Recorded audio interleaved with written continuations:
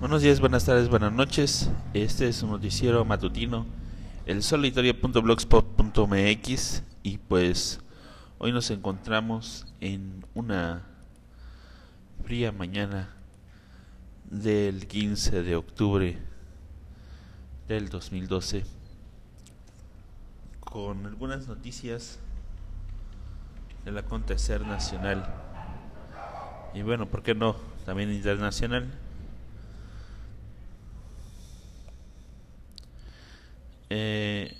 Pues,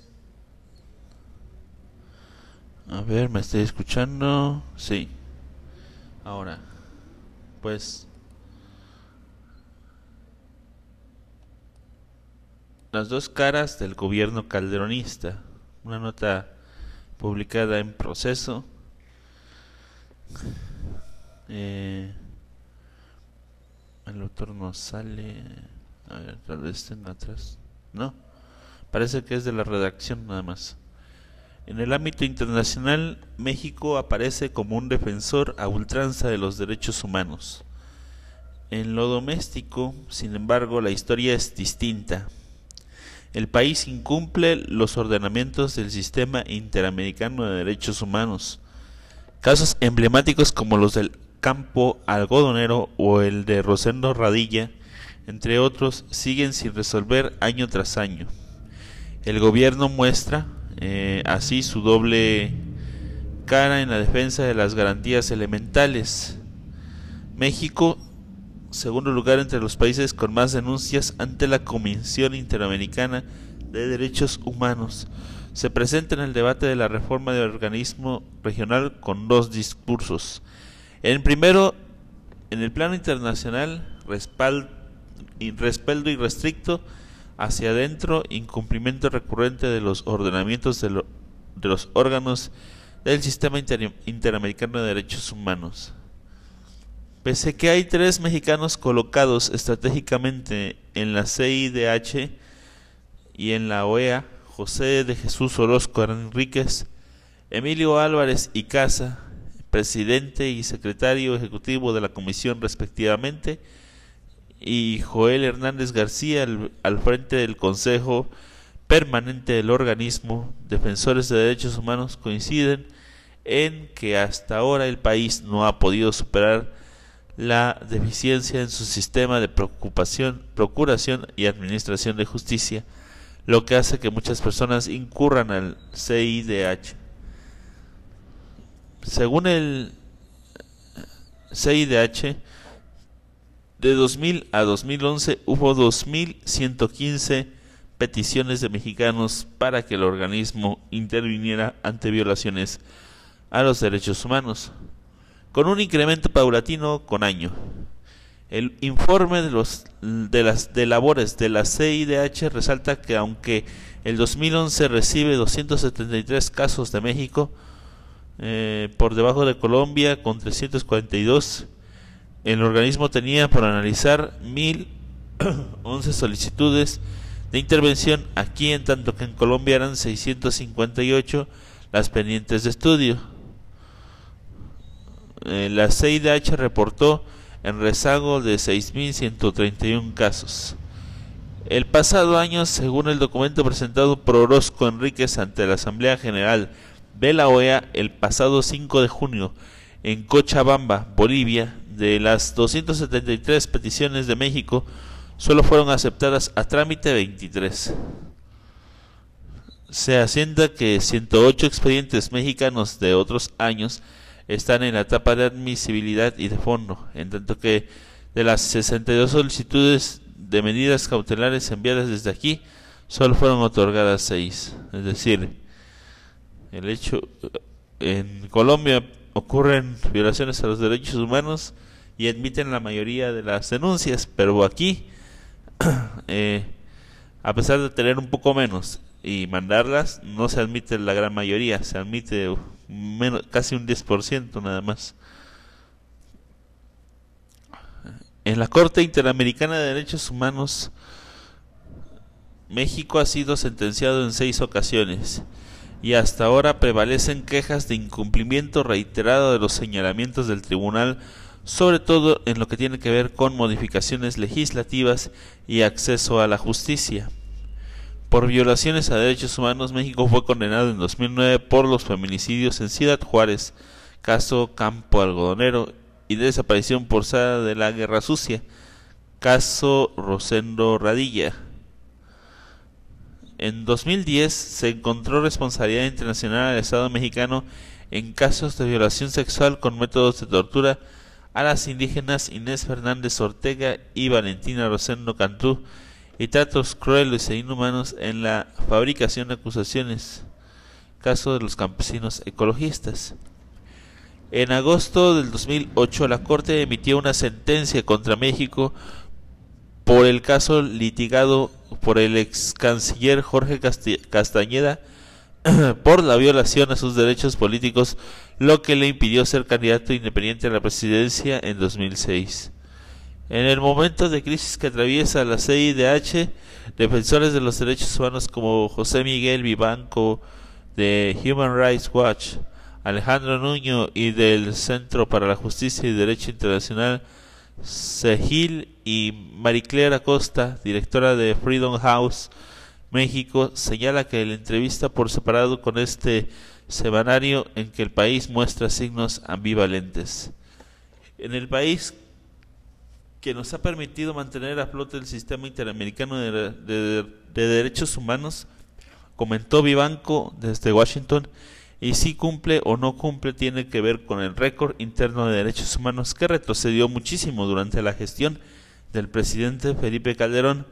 Las violaciones a los derechos humanos cometidos con impunidad por agentes del Estado se han incrementado significativamente en el marco de la guerra contra las drogas.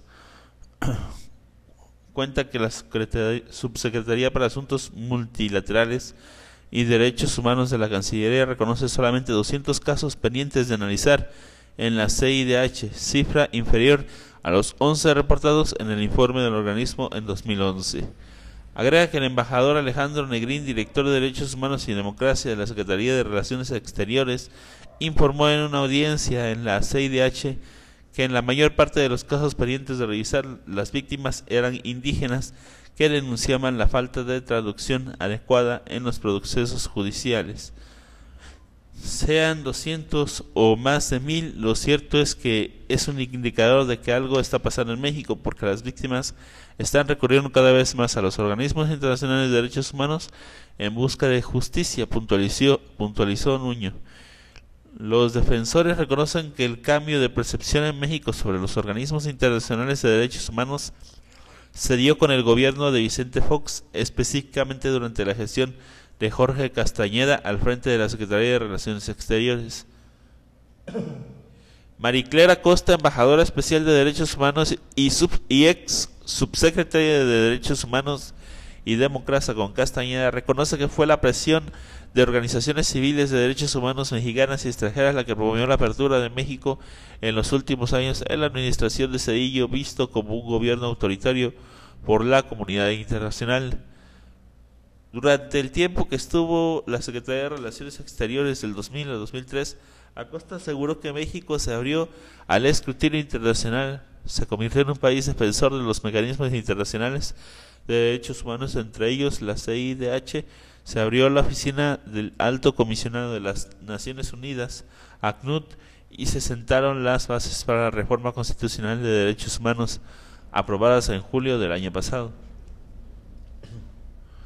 Reconoce que durante su gestión tuvo muchos obstáculos de miembros de todos los partidos políticos que consideran a la observación internacional como violatoria de la soberanía, y ubica como uno de ellos al expresidente de la CNDH, José Luis Soberanes, quien se opuso al diagnóstico de derechos humanos que hicimos con la ACNUD.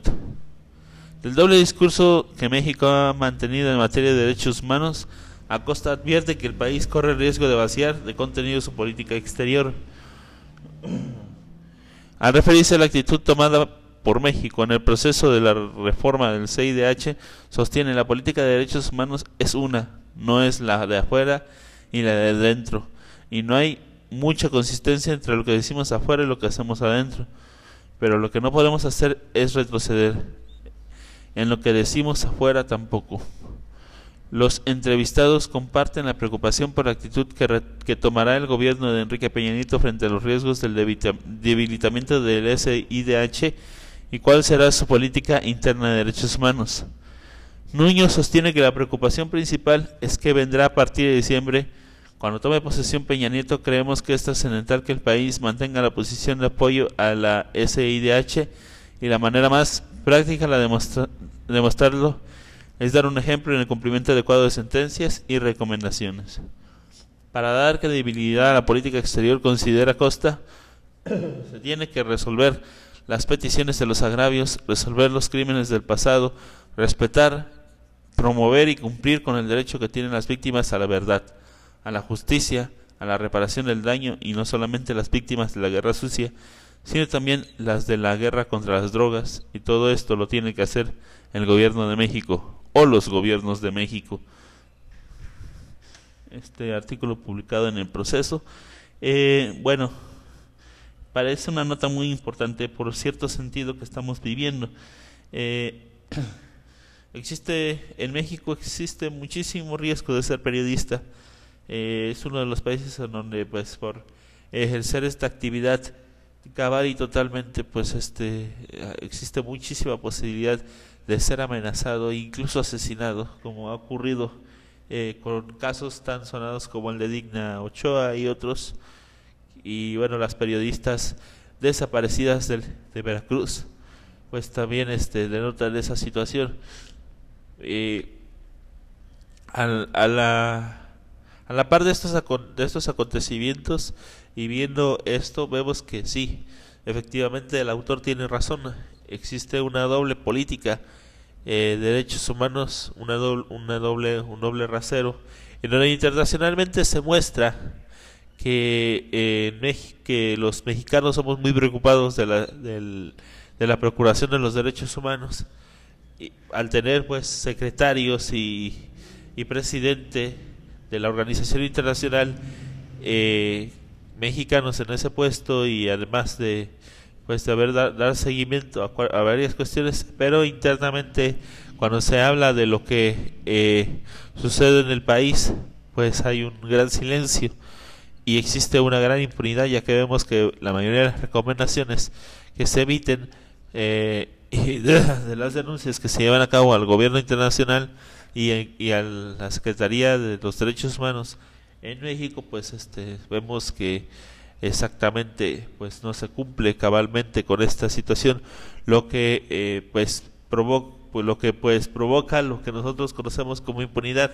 Más y más es una cosa completa en este país la impunidad. Exigir justicia es como exigir oro en lingotes. Nunca se va a poder cumplir acá porque tenemos corrupción e impunidad, van de la manita, y pues somos un país con una corrupción enorme que no nos permite, pues, avanzar. Bueno, yo regreso en 2 minutos. Buenos días, buenas tardes, buenas noches, con la segunda emisión del Solitario Matute. Salud.